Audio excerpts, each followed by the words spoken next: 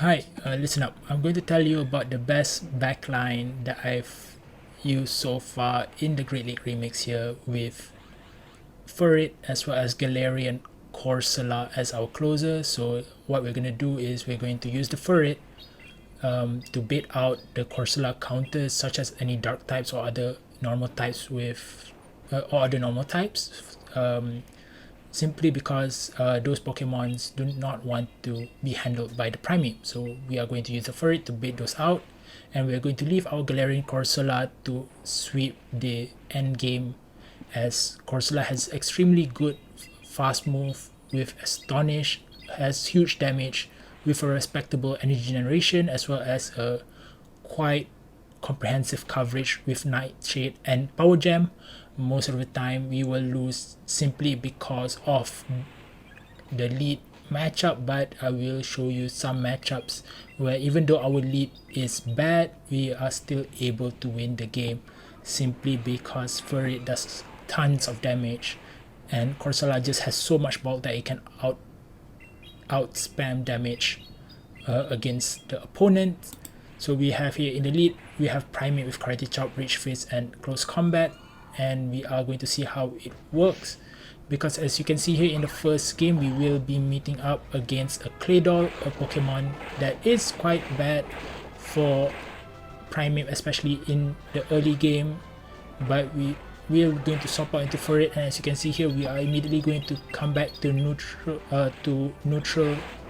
where there's no debuff or debuffs whatsoever, and we're going to throw these Swifts against the opposing Furret, hopefully going to take one of their shields so that we are going to have a great time later in the game. And we are going to let go of this Swift because we are going to trust in Galarian Corsola to win the game, and they decide to immediately swap out into their Diggersby, which is a bad move because Diggersby is a hard counter against Corsola, but they do not know that I have Corsola in the back, and as you can see here, they immediately get one shot by our Primeape right before they get to a Scorching Sands. And here you can see how much Astonish does to their Claydol. We can let go of the Shadow Ball and we are able to tank it. Even a double debuffed normal type does go down to an Astonish from that range, which is amazing, and it will take game 1 for us. And going on to the second game, this is basically a hard counter to a Primeape because as you can see here, they have Shadow Golurk in the lead with that Mud Slap, with that Shadow Mud Slaps damage going through, and we are immediately going to swap into our Furret just to be met with another Primeape counter in the form of Dashbun. I believe that's how you pronounce it. Let me know in the comments how you pronounce this Pokemon's name. And as you can see here, they are going to put another Psychic Fangs before dipping out into their Golurk again. But as you can see here, Golurk, even though it is Shadow, it is still going to take a ton of damage here in return, and we are going to trust in Corsola again to win us the game. And as you can see here, we have 2 shields. Can we win this without using any shields? And we are able to, and as you can see here, Corsola taking the win even with no shields used. And my Galarian Corsola is a red or hatch IV basically, so meaning once it's hatched, it was a quite decently spread in terms of its IVs, and it was quite good for our it was good to be used. It's not like some 15 10 10 IV spread whatever, but it was quite respectable.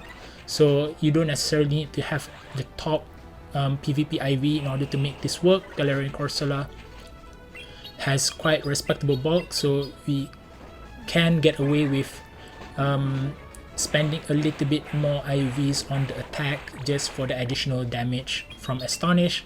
And as you can see here, they have Drift Blim and Dashbun at the back, and we are going to trust in our Galarian Corsola again to seal the deal, because as you can see here, Dashbun is quite low on health, and their Drift Blim of course will not be able to do as much against us because they will have to throw a Shadow Ball against us, and at this point us taking the last shield and our Primeape having the Rage Fist will take it down. They do not have unlimited amount of shields to take us out.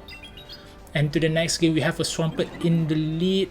Swampert can be a little bit funky because it has such a high damage from that Hydro Cannon, but they instead swap into a Drift Beam, which is fine with us because Drift Beam is a decent counter against our Primeape because most of the damage will be coming from the Rage Fist. But we are going to counter them with Furret again, and as you can see here, Furret does a ton of damage, and the opponent has to respect the Trailblaze even though it is a single debuff, because Trailblaze will do double super effective damage against the Swampert.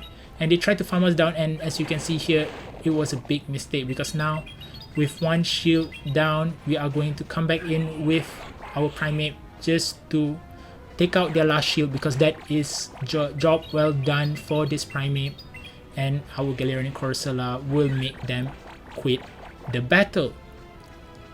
And I believe this is the last battle here. We will have Ariados in the lead, another Pokemon which is very problematic for us because they double resist the Karate Chop damage, and we are going to come into the Furret to beat out the Spiritomb here, which is a good thing because Galarian Corsola will not be able to do anything against the Spiritomb being a Ghost Dark type, and having access to Sucker Punch as well as a plethora of Ghost type moves. It will be able to take us out very easily if Corsola is stuck in it with this Pokemon. And this game they have Crocolore as their endgame sweeper, which is fine with us because